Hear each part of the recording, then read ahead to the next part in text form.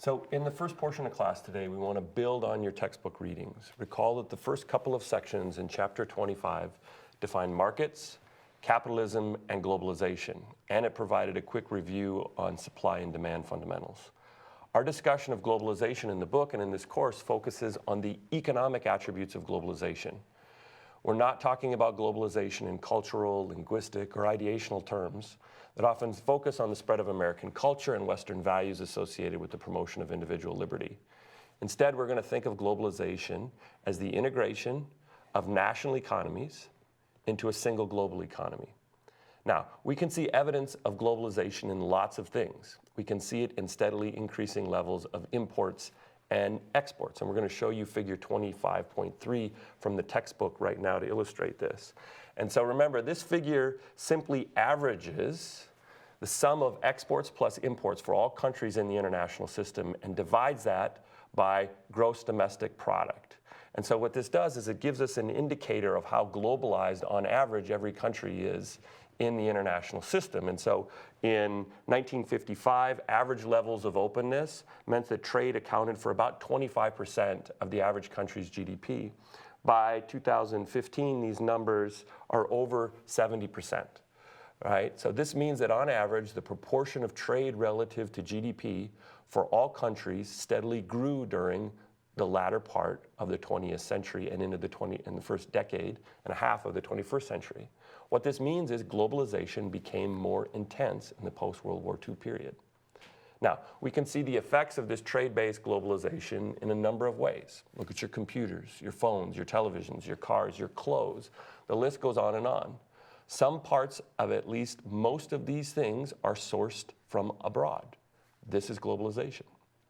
Now, we can see globalization in the multinational supply chain for the Apple iPhone that we talked about on the first day of class. So let me get this up. Not that one, sorry. So let's start first. Remember, the three tabs here allow us to see three stages of the production process for that phone in your hand.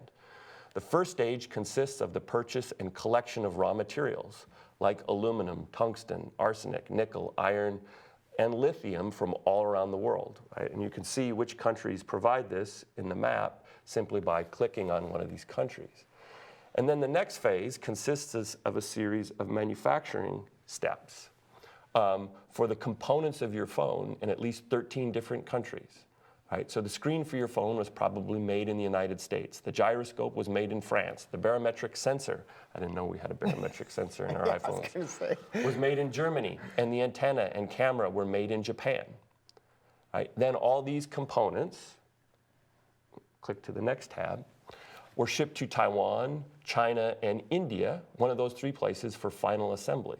And so we can get a better sense of this globally interdependent supply chain for just a single iPhone here by looking at this map, and we see all these connections. Right? And the larger point is, take a look at your phone again. Right? There is an economic piece of each of these countries on the map in that phone in your hand. Now put away your phone Yeah, and watch this. Stop telling them to take out their phone, man. Like, this phone is a lot more interesting than this lecture.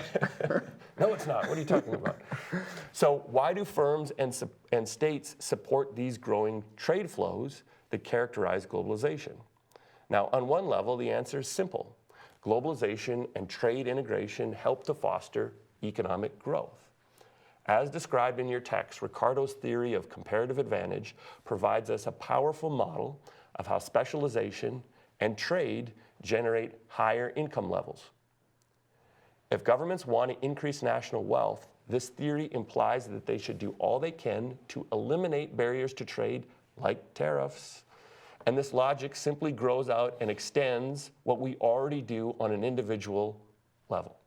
So we don't produce what we consume on a daily basis. Rob, did you assemble the car that you drove to work today? Maybe. Maybe. You don't know me.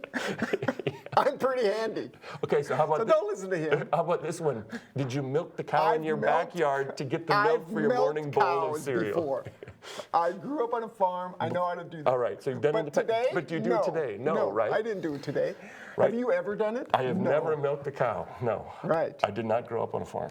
I visited. Yeah, On the weekends. of course you did. Yeah. So, no, why not? Well, both of these economic strategies would be inefficient and drive down Rob's real income. And I need a lot of income. Yeah. I was going to say, These kids cost me a fortune. he doesn't know anything about fixing cars, although he's going to say he knows a few things. He just fixed a window or his air conditioning, some part or whatever. But I bet he doesn't know anything about raising cows, right? He does know a little bit about Russia. We're reminded about this repeatedly. And he knows something about managing a department full of academics. That is becoming less clear every day. So what does he do? He specializes in these economic tasks. Then the university pays him to teach this class and chair a department. He then uses that income to buy and maintain his cars, put his boys through college, and buy the milk for his morning cereal and get his tacos from Rudy's. That's right. This process of specialization, which is focusing on the provision of educational services and administrative services in the university, this process of specialization and then trade makes him wealthier. Right. So you do what you're best at. Everyone else does what they're best at. You trade, and then everyone's better off. That's the basis of this theory. Right? And the theory of comparative advantage suggests that the same logic that holds for individuals should apply to countries as well. To maximize economic growth, countries should specialize in making some subset of goods that can be produced cheaply in their domestic economy and then trade with other countries. Okay, so if that is the way it works, then why, despite these gains from trade, do most governments apply some set of trade barriers, like tariffs, that limit trade and globalization among their economies? Why do that? If everybody's better off when you do what you're best at and trade, then there shouldn't be any tariffs. However, it's not that simple. It's not as though policymakers and citizens just are a little too dense to understand Ricardo's basic insight that is well over 200 years old now. It's something more complicated than that. And the complication is that Ricardo only has part of the answer with respect to society's interest in free trade. David Ricardo tells us that international trade increases national income in the aggregate, or the size of the overall national economic pie. But he doesn't tell us anything about what happens to the size of the pieces within that national economic pie. And that's where the problems with globalization come. One of the biggest challenges associated with globalization is the disproportional gains made by subgroups within within national economies. So standard trade theory, specifically the Hexer-Olin framework, tells us that globalization alters the distribution of income within an economy, just as it increases the aggregate income of the economy as a whole.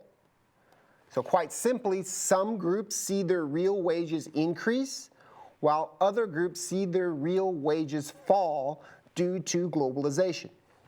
And you can see this in the declining size of the manufacturing sector in the United States over the last 30 years. For example, the automobile industry has shrunken significantly, particularly in the aftermath of the bankruptcies of GM and Chrysler during the financial crisis, which is now 10 years old. So let's say you were an auto worker making $30 an hour, or about $60,000 a year. You lose your job as GM downsizes because of their financial problems. Now sure, you can find a new job in the service sector, but say it's at Walmart.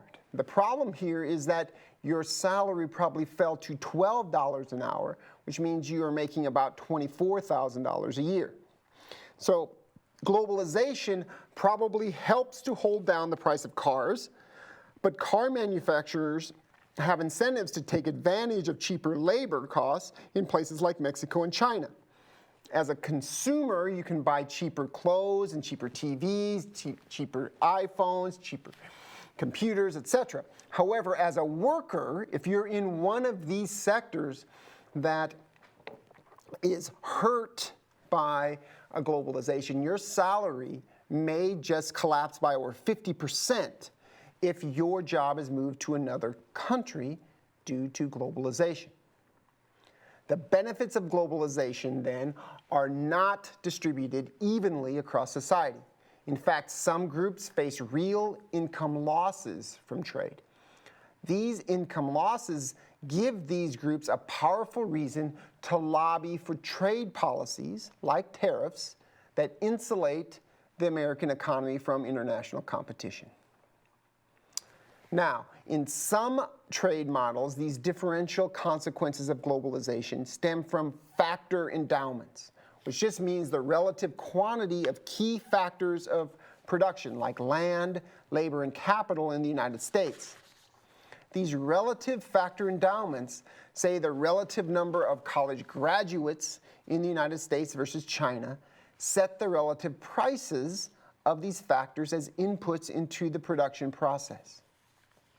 So, because the United States has lots of skilled labor, which is usually indicated via a college degree, the cost of hiring a college graduate is cheaper than attaining some resource that is relatively scarce in the United States, like, say, land with oil reserves on it. So here is the important takeaway point, the main bottom line. International trade helps to create jobs in sectors that rely disproportionately on resources that the United States possesses in abundance. This abundance drives down the cost of these factors and makes goods that rely on them as inputs relatively cheaper. And so then we produce here in the United States and there's more jobs. Alternatively, though, globalization tends to drive down the returns to owners of scarce factors of production in an economy. We need to think about the abundance and scarcity of factors of production in the United States relative to the ratio of factor endowments in other countries. Unskilled labor is a key example here. It is much more abundant in India than it is in the United States. This relative abundance of unskilled labor in India means that firms in India will be able to pay their workers much lower wages than competing firms in the United States, simply because there are fewer people here in the United States with that particular factor endowment, unskilled labor. This access to cheap labor in India drives down wages there and can make manufacturing in India more cost-effective than it is in the United States. Alternatively, globalization has helped to fuel job creation in sectors in the United States that rely heavily on its abundant factors, like high-skilled labor, which is usually measured, again, by a college degree. Consequently, the U.S. tends to export financial services and high-tech products because of the ease of access here to the key input of production, high-skilled labor. So in short, earning a college degree well positions you to gain from globalization. So stick with it and get your degree. American firms are going to produce goods that intensively use your skill set. Seeing new opportunities to market their products to foreign consumers, they will try to expand production. This growth in production capacity, though, will mean incentivizing you to work for them. And because people respond to price signals, these firms will have to pay you higher wages. Thus, the owners of abundant factors of production, like college degrees, tend to see their real wages increase from globalization. Now, alternatively, jobs are lost in sectors that rely disproportionately on resources that are scarce in the United States. So let's use an example that we talked about earlier.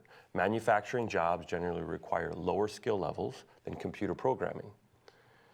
Now, globalization opens up this manufacturing, say in cars, to heighten competition with manufacturers in China and Mexico that can pay their workers much lower wages.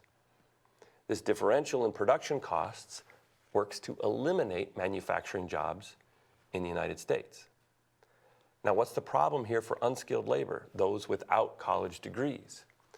Job creation under globalization is in the sectors that intensively use high-skilled labor, like the high-tech sector, and financial services. This means that low-skilled workers previously working in manufacturing are going to struggle to find new work as they're not sufficiently qualified in the sectors in the United States that gain from globalization. And those are the sectors that are paying their workers more money. Again, what's globalization doing here? It's facilitating more specialization, which means less manufacturing and more high-tech products in the American economy. So as a consequence, people who used to work in factories now go work in the service sector where there are lower wages.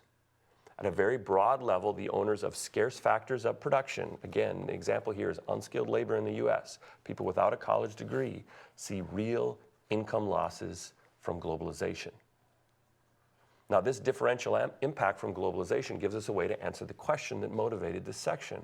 Why do states restrict trade if free trade increases national income?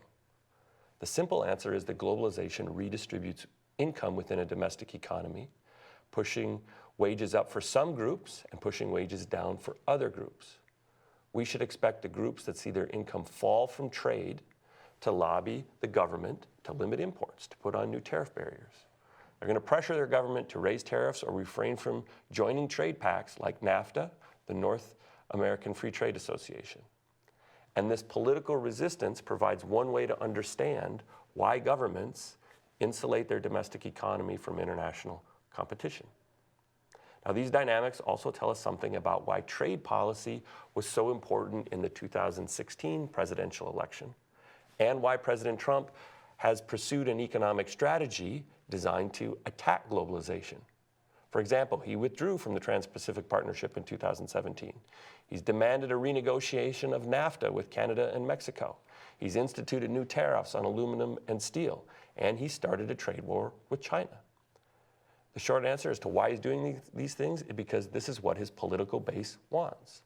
His political victories in key swing states that won him the election, like Ohio, Pennsylvania, Michigan, and Wisconsin, depended on political support from these groups, like those in the manufacturing and steel sectors that have lost their jobs or seen real wage declines over the past couple of decades. They supported President Trump because he promised to institute trade policies that would cut imports and slow the integration of local economies in the United States into the broader global economy.